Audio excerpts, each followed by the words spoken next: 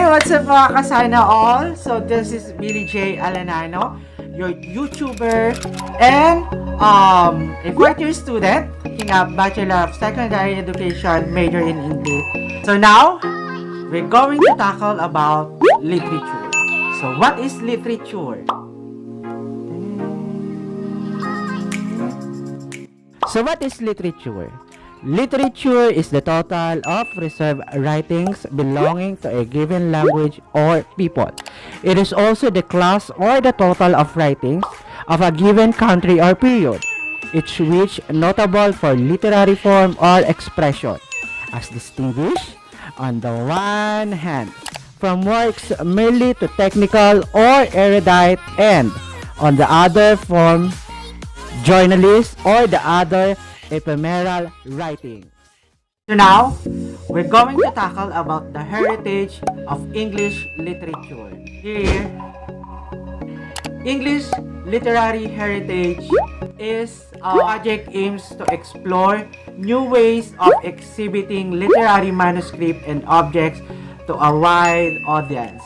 These physical artifacts can connect people to the historical, social, and economical importance of literary works and illuminate the condition in which they were produced. Also, this can lead to new interpretation to published text and different ways of looking at familiar works of literature. While literary manuscript and object has been studied extensively in an academic context, these projects aim to connect this traditional discipline with archivists, curators, and ultimately, a general audience. Working with the libraries, archives, museum, literary houses, and English departments, we aim to explore how the boundaries between this institution can be crossed, defining new theoretical, conceptual models and example of best practice.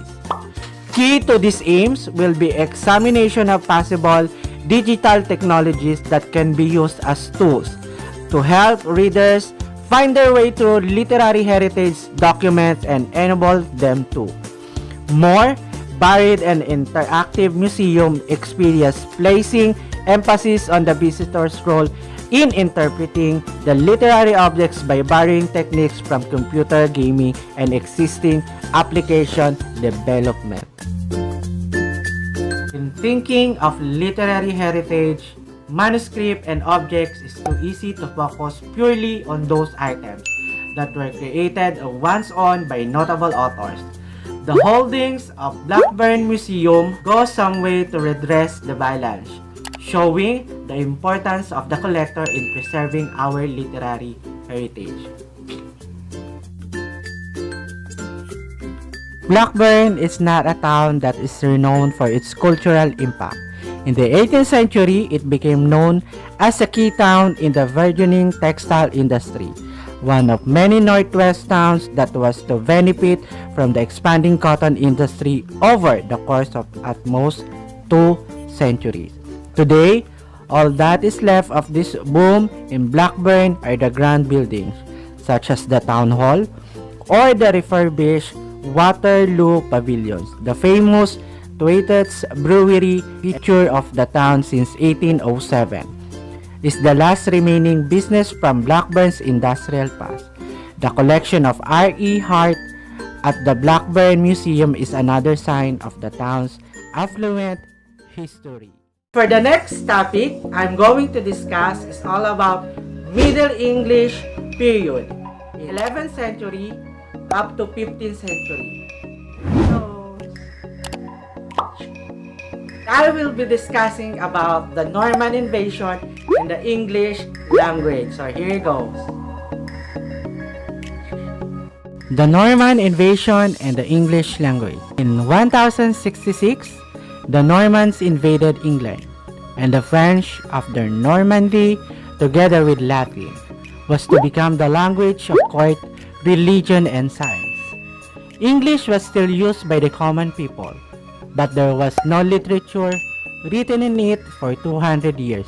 However, the situation of the ruling class speaking one language and their subordinates, the other could not last long. The Normans had to learn some English in order to communicate. Moreover, Norman kings set off to the Crusades in the 12th century, so they had to persuade people to go there. 100 years after the invasion, the descendants of the Norman knights spoke French, which was unintelligible by the French people. In 13th century, England lost control of its French territory, and the Norman nobility had to declare allegiance either to France or to England. Many of them chose England because they were born there. And next, we're going to tackle about the Canterbury Tales. Sorry, it is. The Canterbury Tales. Chaucer's most famous work is the Canterbury Tales about 1387, a long poem or a collection of stories in verse, and it real verse, another novelty. The rhyme has taken place of Old English alliteration. The story is about a party of pilgrims, the poet among them, traveling to Canterbury to visit the grave of Thomas A. Becket. To pass the time, they agree to tell tales. In those tales, we get to know the character themselves. They came from every class of the society of the time, from nobility members of the church, merchants, and craftsmen to peasants. So this is the picture of the Canterbury Tales. And other Middle English poetry. Here goes. Other Middle English poetry. On the other hand, the old alliterative verse was still in use in Chaucer's time, like poems such as William Longland's The Vision of Piers the Plowman, Sir Gawain and the Green Knights, and Pearl, Anonymous were written in it. And next, Middle English drama. So here it goes. Miracle of Mystery plays, Biblical motif. Morality plays, Virtues and Vices. Interludes also, often numerous, and origin of Elizabeth Renaissance drama.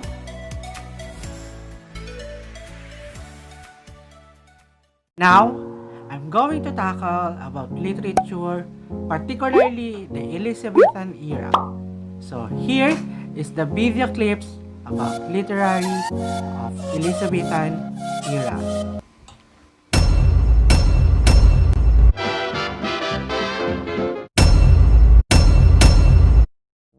The Renaissance was a period in the history of Europe spanning from the 14th to the 17th centuries AD. Renaissance is a French word meaning rebirth. The period is called by this name because at that time people started taking an interest in the learning of ancient times, in particular that of ancient Greece and Rome. The Renaissance was seen as a rebirth of that learning. The Renaissance is often said to be the start of the modern age. As Europe shifted from the Middle Ages to the Renaissance, the daily life of the average person changed as well. People began to enjoy more luxuries, nicer clothes, finer foods, and the arts. There were more craftsmen, artisans, and merchants who developed into a middle class of people who had sufficient money to keep themselves from poverty. The typical home for a poor farmer was a one-room hut, but wealthier merchants began to live in larger and more spacious homes. These homes, while relatively luxurious, would have been damp, cold, and dark compared to today's standards. Running water was a pipe dream, and bathrooms were virtually non-existent. During the Renaissance, creative storytelling was starting to become big, with many plays and oratories being written and acted out. The majority of people at the time couldn't read or write, but those who could would write these plays so that the illiterate could have some form of entertainment. Music was also popular throughout the Renaissance, however this music was usually improvised in contrast to today's, and was used mainly for storytelling purposes. Genres were also popularised for the first time, including religious song, folk music, and lullabies and nursery rhymes for the children. Along with music, the Renaissance also had dance. The nobility usually danced in couples, and these were stylised courtly dances. Ordinary people enjoyed folk dances similar to today's square dances and jigs. During the Renaissance, religious leaders had a great deal of influence on government and other aspects of public and private life. The Catholic Church grew during this time, its leaders were getting richer and the church was growing in number and wealth. Christianity as a whole, however, was still seeing a decline from the bubonic plague in the early stages of the Renaissance. It was possibly because of this that philosophies like humanism became more popular. Employment was average during Renaissance. Most people had jobs, but a large number of these were very low paying, meaning that not many people had money to spare. Those who had talent, such as a certain William Shakespeare, would make plenty of money and, provided they didn't squander it, also lived a lavish life. This caused a great distinction between those who were worse off and those who were better off. You either had money and lived the high life, or had no money and lived in poverty. A typical woman would stay at home and look after the household, children and cooking. Women didn't have the rights they have today, and the husband was very much in charge of the house. The wife's role was to overlook cooking and other preparations, and to make sure that a tight budget was kept while simultaneously showing off her and her husband's wealth. Their assumed role was to look pretty beside the husband, and it was expected that they wouldn't even consider a career. Italy, the place where the Renaissance supposedly began, had a system upon which it was divided into states that was subsequently ruled by dukes, duchesses, and sometimes very rich families. However, countries like Spain and England had monarchies, or kings and queens, as their heads of state. In the case of England, Queen Elizabeth ruled the country from 1558 to 1603, the time of her death. Under her rule, England received over 300 proclamations that governed their lifestyle. A pattern observed in most monarchies of this era was that the people tended to follow the example of their leader obsessively. For example, when Queen Elizabeth's teeth rotted from consuming too much sugar, her loyal subjects painted their teeth black to copy her. There was a large enforcement of the division between the numerous social classes: the monarch, nobility, gentry, merchant, yeomanry, and labourers. The monarch, leader of the country and their royal subjects. This class was exclusive to the royal bloodlines. The nobility. The noblemen and knights made up the nobility class, which governed England's upper class. The gentry. The gentlemen and gentlewomen made up the rest of the upper class, being defined as those who didn't have to work for a living. They were the most important class in society, owing to their wealth and the numbers to which they grew. The merchant and yeomanry. The middle class of society consisted of the merchants who exploited new advances in commerce and trade, and the yeomanry who, while not poor, were always on the brink of poverty. The labourers, the artisans, masons, anyone who did their work with their hands belonged to the labourer class. Poorest of them all, this class did the majority of the work for the country. Food was a very important part of the Elizabethan society. 200 of the Queen's 382 proclamations were food-related. With advances in farming and trade, spices that were previously exclusive to the monarchy because of its high value was now readily available to the upper and middle classes. Spices, such as turmeric, were infused into every meal when possible. This characteristic of overuse of spice became a trademark of the guest hosting lady, to show off with spices when guests were around, but to keep a tight ship when they weren't. The other famous aspect of Elizabethan dining was the head-to-tail principle of eating, leaving nothing to waste, eating every last part of meat that was to be found. Clothing was culturally important in that it reflected a person's status in the social classes. The clothing was exclusive to class. It was absurd to think of a labourer wearing the clothes of a nobleman or gentry. The upper classes wore expensive fabrics made from exotic velvets, silks, and satin. The clothes of the royal family were trimmed with ermine, the fur of a stoat, and the clothes of noblemen were usually trimmed with less expensive fox and otter fur. In contrast to this, the impoverished peasants of England wore simple clothes made of English cotton, fur, and leather. Colour also played a role in clothing. The richer, brighter, and deeper the colour, the more it cost. Thus, the royalty wore crimson colours that could only be obtained from obscure places, such as the blood of insects from the Mediterranean. The bottom line is that just like food and architecture, clothes were a form of showing off. In 1576, the theatre was built. This was the first theatre in England, and it was used to host plays and other events. Some years later, the theatre was attracting more people than it could seat and was rebuilt and renamed the Globe Theatre. The Globe was very successful. It had its own motto and crest, and plays and entertainment became so big that a second Hope Theatre was built just next door. Many different plays were performed at the Globe, written by many different playwrights, one of them being Shakespeare. The Queen attended many of these, and there was an advertising banner above the entrance. This made this form of entertainment very popular and very profitable. The Renaissance observed a severe decline in religion, that is, the Church experienced a severe drop in power. Many attribute this to the bubonic plague of the 14th century. People came to church almost daily to pray for their loved ones, but still people died. This could be what led to the show-off lifestyle and lavish living that the nobility experienced during the Elizabethan era, an inflated sense of self. Humanism, while it could be described as a philosophy, is more accurately thought of as a way of learning. The purpose of humanism was to create a universal man whose person combined intellectual and physical excellence and who was capable of functioning honorably in virtually any situation.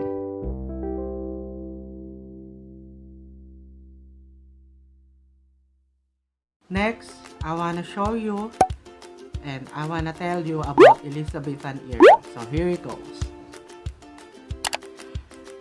The Elizabethan age saw the flowering of poetry, the sonnet, the Spenserian stanza, dramatic blank verse was a golden age of drama, especially for the plays of Shakespeare, and inspired a wide and variety of splendid prose from historical chronicles, version of Holy Scriptures, pamphlets, and literary criticism, to the first English novels. From about the beginning of the 17th century, a sudden darkening of the tone became noticeable in the most form of literary expression. Next literature is about the Puritan age, about 1620 up to 1660. So here goes.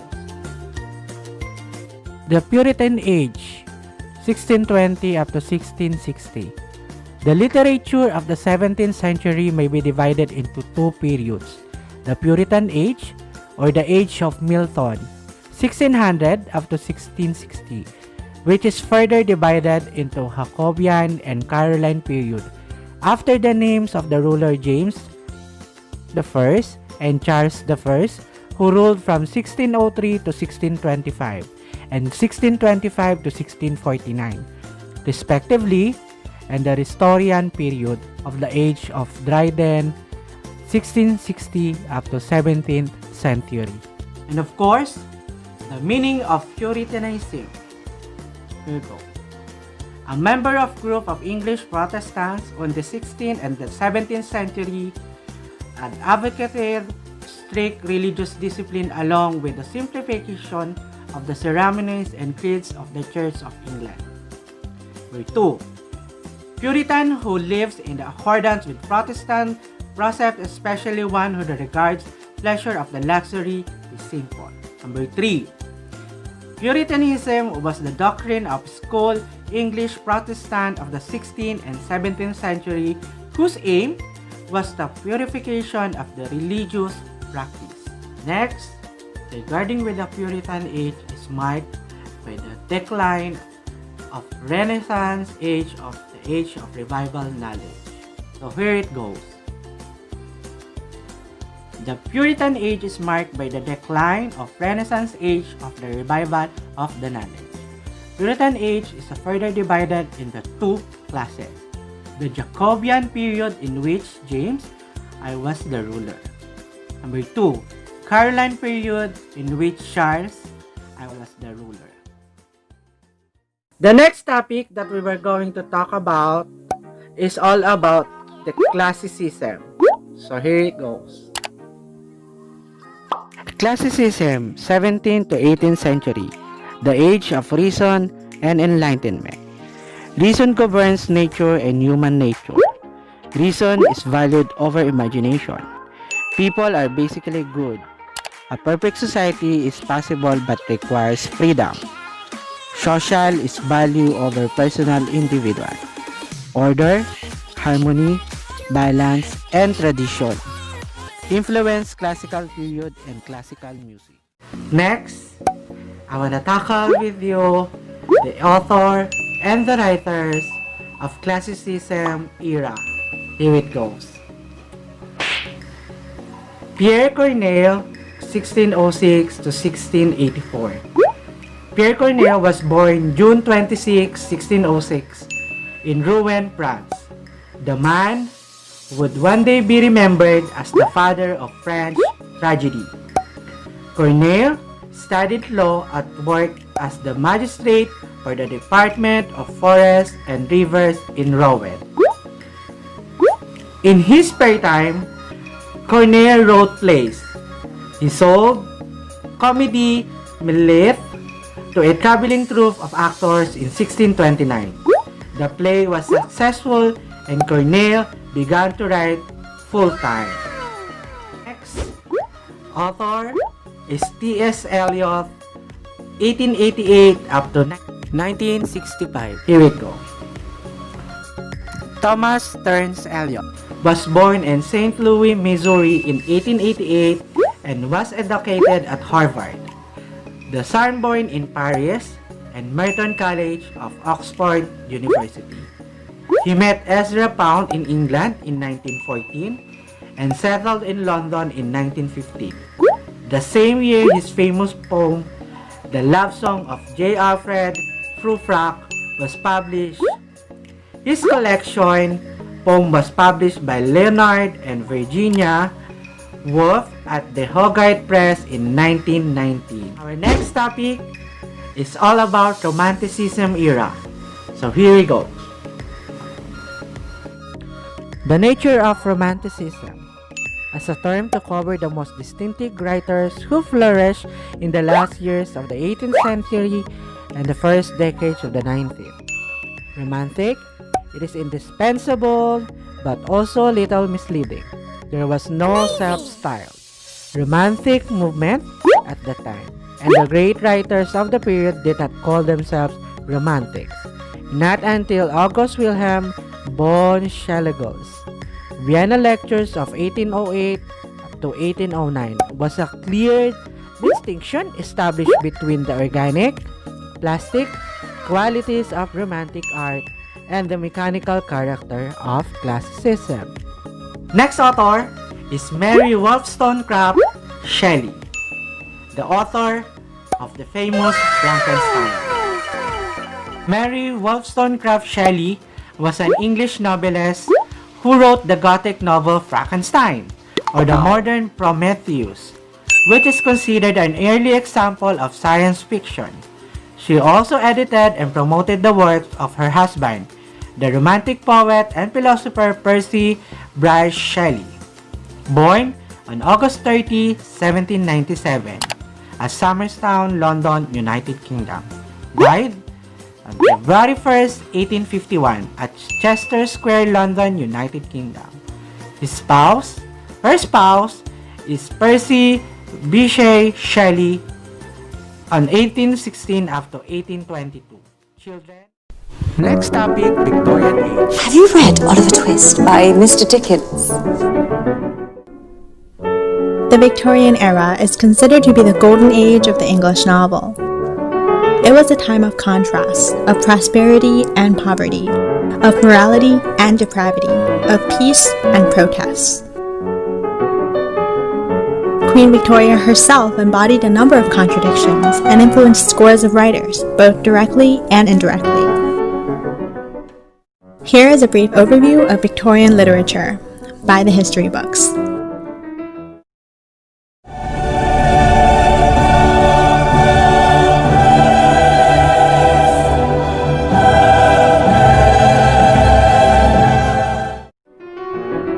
Over the 6 decades of Queen Victoria's reign, some 60,000 works of prose fiction were published in Great Britain alone. This unprecedented growth was due in part to the spread of education, the emergence of the middle classes, and the proliferation of more affordable reading materials. As an increasing proportion of the population became literate, so too did the demand for new types of literature increase, a demand that was met by more than 7,000 authors. Queen Victoria came to the throne during the world's first industrial revolution, a time characterized by rapid change and development. Key advances in communication methods and the growth of the railway network led to a boom in print production and distribution. Novels dominated the Victorian literary marketplace, first appearing in the standard 3-volume format. However, these triple-deckers were expensive for the middle and working classes. The dominant publishing format for the era made novels more affordable to the growing masses of new readers. Novelists like Charles Dickens, William Thackeray, and George Eliot serialized their works by publishing their novels in a series of installments. Writers frequently ended each installment on a cliffhanger, making the reader anxious for the next episode. Penny Bloods, later known as Penny Dreadfuls, were especially popular. Issued weekly and cheaply produced, these booklets provided highly sensational stories for just a penny. Although much fiction was targeted at specific markets, increasing numbers of works appealed across class, age, and gender. Writers were impelled to depict life as it affected them, representing a social reality told through social problem novels, adventure tales, science fiction, detective fiction, and even fantasy.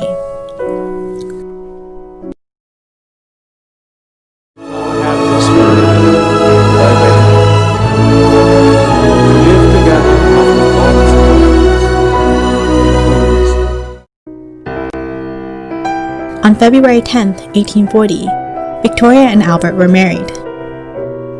A proponent of industrial development, Prince Albert took an active interest in the arts and sciences.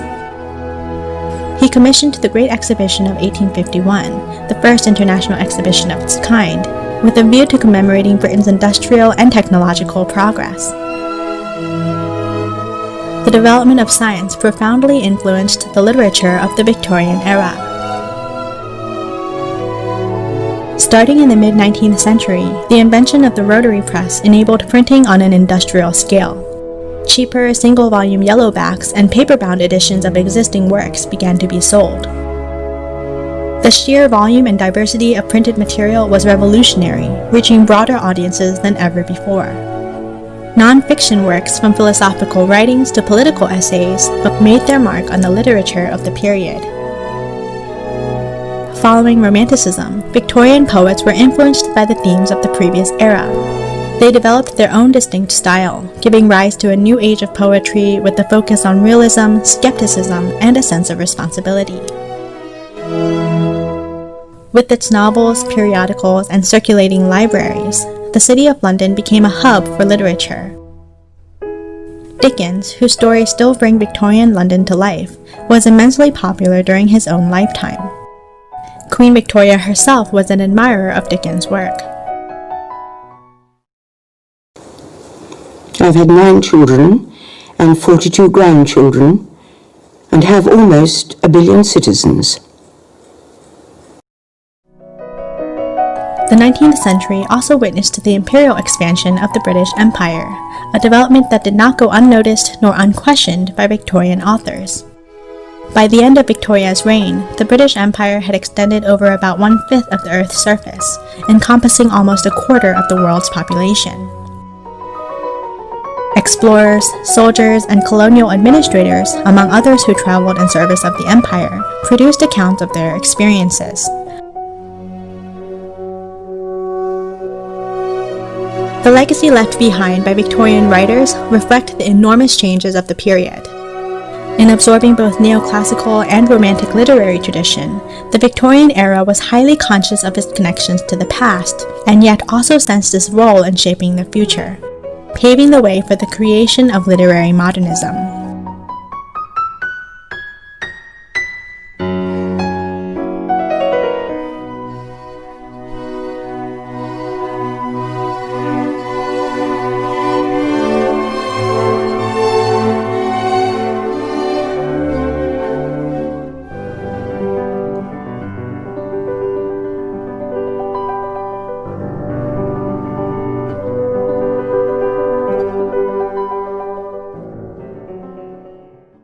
And lastly, for this topic, is the 20th century era. So here it goes. This lecture is about the literature of the 20th century, also known as modern literature. The 2 world wars obviously had a big impact on the literature of the 20th century, and other conflicts like the Vietnam War, apartheid in South Africa, and racial problems in America were also made visible in the literature. Imperialistic powers like France, Portugal, and Britain lost their colonies in Africa, Asia, and Latin America in the beginnings of the 20th century. Emotional and psychological conflicts and relationships are common themes in literature at this time. Women's liberation paved the way for many women writers, and media like film and television influenced many writers to experiment with their literary form. Regular stanzas and rhyme schemes seem to lose ground and give room for poetic innovations when it comes to poetry. James Joyce is one of the most famous modern Irish writers. He was born in Dublin, and he also wrote about Dublin. He depicted in his work Dublin's sordid atmosphere, and many of his famous works are Dubliners, a portrait of the artist as a young man, and of course his masterpiece Ulysses. And Ulysses is considered to be one of the most original novels of our time. It describes in detail the thoughts and actions of two Irishmen living in Dublin during one single day. Virginia Woolf was a British author. She was very experimental in her writing, and she wanted to show the inner life of her characters. She was heavily influenced by James Joyce, and she used a style of writing called stream of consciousness, such as James Joyce did in Ulysses, where she describes life moment by moment, focusing more on inner life than on events. And Woolf's most famous novel is A Room of One's Own, which deals with the situation of women writers. In A Room of One's Own, she said that a woman must have money and a room of her own if she is to write. Other famous novels are To the Lighthouse and Mrs. Dalloway. And Virginia Woolf, she filled her pockets with stones and drowned herself in Sussex. And you can find an extract from Mrs. Dalloway in the folder. Also, there is a feature film about Virginia Woolf with Nicole Kidman as the actress, which is called The Hours. George Bernard Shaw was one of the most famous British playwrights. He started out as a journalist and in music and theater critic, and he also wrote political pamphlets. And after a while he found out that the stage was the right platform for his ideas, and he is most famous for the work Pygmalion, which was later turned into the musical My Fair Lady. T.S. Eliot is considered to be the leader of the modern poets, and this is because he wrote free verse and he neglected rhymes and regular rhythm. And he is most famous for the poem The Wasteland, where he talks about the devastation from the Second World War. You can find The Wasteland in your folder. George Orwell is the author that is most famous for The Animal Farm in 1984, and he wrote a lot about injustice. And there is an extract from The Animal Farm in your folder that you could read. One of the most famous American authors from modern literature is, of course, Ernest Hemingway. Ernest started reading early, and during his life he blamed his mother for his father's death, who committed suicide in 1928. And Hemingway is said that it's said about Hemingway that his macho image was a way to escape from his mother's dominance. And Hemingway was, of course, an outstanding student at high school, but instead of going to college, he became a reporter for the Kansas City Star in 1917. When the First World War broke out, Hemingway tried to enlist, but he was rejected because of a bad eye. Instead, he volunteered as an ambulance driver for the American Red Cross on the Italian front, where he was badly wounded. And the terrors that Hemingway experienced in the war created a fear of death that he attempted to come to terms with all his life. His fascination with violence and death is reflected in his stories about bullfighting, deep-sea fishing, big game hunting, and war. To Hemingway, death has a special value. In his view, feeling its nearness in moments of danger makes us more intensely alive. And Hemingway was awarded the Nobel Prize for Literature in 1954. He was, however, unable to attend the award ceremony because he was recovering from injuries he suffered in an airplane crash in Uganda. Hemingway's drinking had started when he was a reporter, and towards the end of his life he suffered from hypertension, diabetes, and acute depression as a result of his heavily drinking. He feared physical decline and chose to commit suicide with his favorite shotgun at his home in Idaho in 1961. To finish off this series of lectures, I just want to mention a few contemporary writers from English-speaking countries. From Canada, we have Margaret Atwood, who is a famous novelist and a poet. She writes many short stories and children's books, and she often writes about young women in search of an identity. And she's famous for novels such as Alias Grace and The Blind Assassin. We have, of course, also from the US, John Steinbeck, whose greatest success was Grapes of Wrath, which came in 1939. It describes how a family from Oklahoma are driven to migrate to California, where they're mistreated and exploited. He's also famous for Of Mice and Men, among others, and Steinbeck was awarded the Nobel Prize for Literature in 1962. Toni Morrison, she is the first black woman to win the Nobel Prize for Literature in 1991. She describes the life of African Americans and childhood memories from the South in books such as Sula, Solomon, and Beloved. Joyce Carol Oates, she often recalls her working class background in her fiction. And she's one of America's most outstanding writers. She's written more than 40 books, and she's often on the short list for the Nobel Prize for Literature. And then from the British Isles, we have William Golding, who served in the Navy during the Second World War. And he is first and most famous for his novel Lord of the Flies, which tells us how a group of English schoolboys tried to survive on a desert island after a plane crash. His books deal with the struggle between good and evil, and he was awarded the Nobel Prize for Literature in 1983. And then we have Roddy Doyle, who is one of Ireland's most popular contemporary writers, and he writes about the ordinary lives of working and middle class in Dublin. And his first novel was The Commitments, also made into film, and that was followed by The Snapper and The Van.